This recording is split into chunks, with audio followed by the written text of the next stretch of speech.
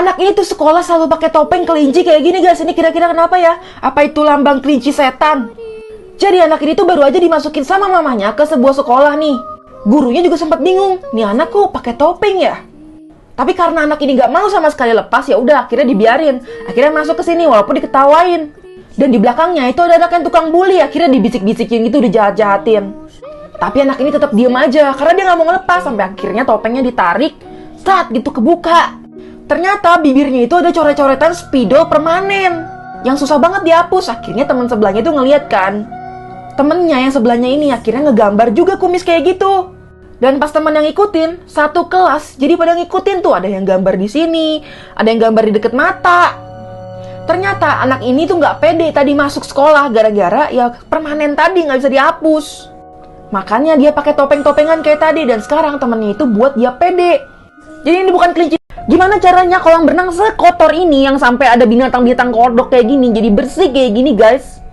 Jadi proses pertamanya itu adalah menyedot air yang tersisa kayak gini pakai pompa. Sampai akhirnya yang tersisa itu alga-alga kayak gini yang akhirnya nanti dikerok-kerokin kayak gini. Nah, tebelnya alga ini guys yang biasanya bikin kolam tuh airnya jadi warna hijau. Biasanya kolam kayak gini tuh udah dibiarin sama yang punyanya bertahun-tahun tanpa perawatan yang tepat sehingga klorinnya itu menurun. Setelah itu hydrochloric acid dicampur air, dimasukin ke mesin penyemprot yang tekanannya tinggi kayak gini guys. Jadinya ya kotorannya hilang semua. Nah, baru tuh sisa-sisa dari kerak-keraknya itu disedotin kayak gini. Dan yang paling penting adalah membersihkan filter. Di dalam filter ini itu ada pasir-pasir kayak gini guys, dan nanti pasirnya itu akan diganti sama pasir yang baru. Nah, untuk maintenance-nya itu nggak lupa harus dikasih bubuk-bubuk kimia yang untuk meningkatkan klorin dalam air. Jadinya bersih deh kayak gini. Siapa bilang makanan jalanan India tuh kotor-kotor? Kalian belum lihat yang ini aja kali? Nah, mas-mas ini itu jual panipuri guys. Nih, ada mesin otomatisnya juga. Jadi itu semacam makanan ringan yang udah terkenal banget di India. Kalau kalian nonton film-film India, pasti pernah lihat deh makanan satu ini nih. Nah, panipuri ini sering dianggap makanan yang nggak higienis karena biasanya disajiinnya itu sama orang yang nggak pakai sarung tangan, langsung di tangan. Apalagi ini kan jenisnya street food, jadi tambah nggak higienis di pikiran orang-orang.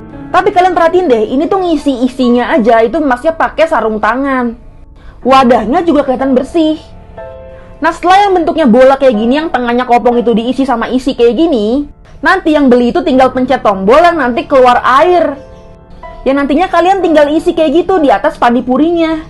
Nah, sebenarnya panipuri ini tuh tergantung wilayah di India. Nyebutnya tuh beda-beda. Ada yang nyebutnya golgappe, puchke, tiki, dan masih banyak lagi.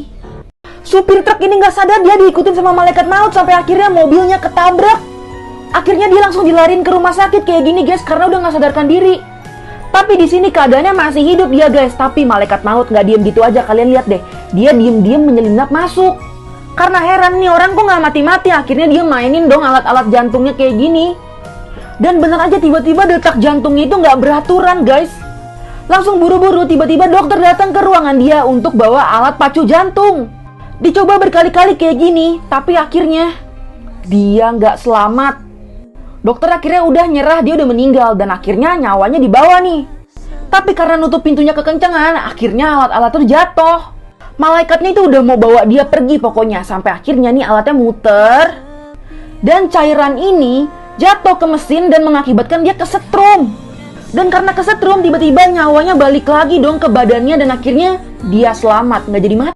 Jasa pembersih karpet yang satisfying banget guys, kalian lihat deh. Ini warnanya tadinya gelap banget sampai kelihatan putih-putih. Nah, ini akhirnya before after. Pertama dicatat dulu nih sebenarnya karpet kalian itu kondisinya kayak gimana, keparahannya kayak gimana, dan proses apa aja yang harus dilaluin. Pertama dimasukin ke alat spin kayak gini nih yang nantinya akan memutar dan ngeluarin debu-debu yang besar-besar. Nah, kan yang tadi belum kelar, akhirnya didorong-dorong nih pakai alat ini, ditambahin air. Ini tuh ngilangin noda-noda, minyak, kotoran, dibantu juga sama high pressure air kayak gitu. Nih ya, yang hijau-hijau itu sebenarnya warnanya abu-abu loh. Tuh lihat, bisa kayak gitu.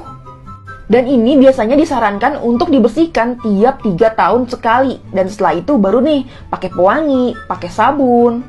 Dan nanti akhirnya dikeringin. Dan ini tahapannya nggak sebentar loh. Ini bisa makan 2-3 minggu satu karpet. Dan warnanya bisa dibenerin kayak gini kalau udah rusak. Foto-foto yang terlihat normal namun menyimpan sisi gelap di baliknya. Part 5. Kalau kalian perhatiin ini cuman kayak foto suami istri biasa aja kan. Tapi kalian perhatiin bener-bener di foto istrinya deh. Jadi wanita yang ada di foto ini aslinya udah meninggal. Foto ini diambil oleh suaminya 2 hari setelah meninggalnya istrinya ini.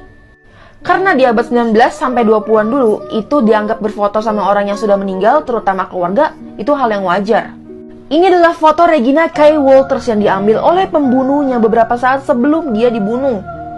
Dan pembunuhnya ini seneng banget untuk memanfaatkan korbannya terlebih dahulu dengan cara didandanin, rambutnya dipotong, dipakein dress, dipakein sepatu, layaknya mau pergi ke pesta.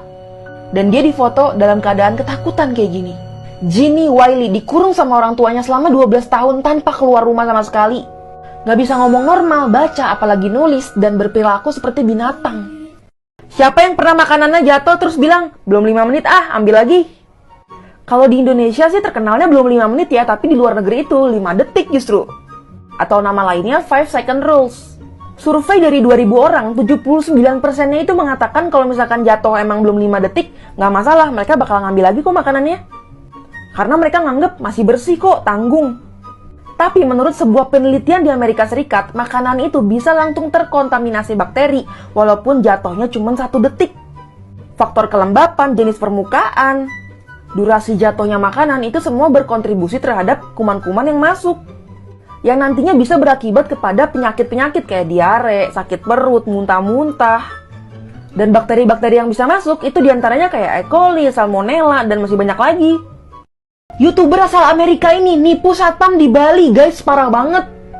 Jadi 2 YouTuber asal Amerika ini namanya Joseph Palerlin sama Silisha ini itu bikin konten gitu yang nantinya diupload ke Instagramnya. Jadi ceritanya mereka tuh mau masuk ke tempat belanja gitu di Bali, cuman nggak boleh masuk kalau nggak ada pakai masker kan. Si Lisha ini nggak pakai masker, dan akhirnya maskernya digambar pakai face painting kayak gini nih, jadi kayak biru-biru pakai masker gitu. Dan pas masuk ke pintu ketemu satpam, ternyata satpamnya itu nggak terlalu merhatiin nih, dan akhirnya ngebiarin dia masuk. Dan kabarnya nggak cuma diupload di Instagram doang, katanya tuh udah di Facebook. Dan akhirnya ini diviralin juga nih sama orang Indonesia asal Bali. Dan akhirnya 2 YouTuber ini membuat permintaan maaf yang disertai klarifikasi gitu-gitu deh. Nih tuh lihat. Akhirnya dimaafin deh. Cewek ini tuh ditinggalin selama tunangannya gara-gara mukanya itu dicoret-coret jadi kayak wanita tua, jadi nggak cantik lagi. Jadi ini kejadiannya di China dan dia itu mau foto pre-wedding guys, jadi sebelum nikah gitu. Nah pas mau foto pre-wedding cowoknya udah siap, udah rapi kayak gini, ceweknya malah nyoret-nyoret mukanya jadi make up kayak orang tua 60-70 tahunan gitu. Ceweknya bilang kalau kamu emang cinta sama aku dan pengen nikah sama aku, pasti kamu rela kalau kita foto pre-weddingnya dengan muka aku yang kayak gini. Jadi maksudnya tuh dia mau menerima walaupun dia udah jelek sekalipun gitu. Nah tapi si cowoknya itu nggak mau kalau foto pre-weddingnya harus mukanya dicoret-coret kayak gitu. Ceweknya ini maksa tetap harus mau demi membuktikan cintanya si cowok ini katanya. Karena kesel si cowoknya nggak diturutin sampai akhirnya cowoknya udah pergi dan tinggalin ceweknya kayak gini di pinggir jalan. Jadi menurut kalian siapa yang benar, siapa yang salah nih?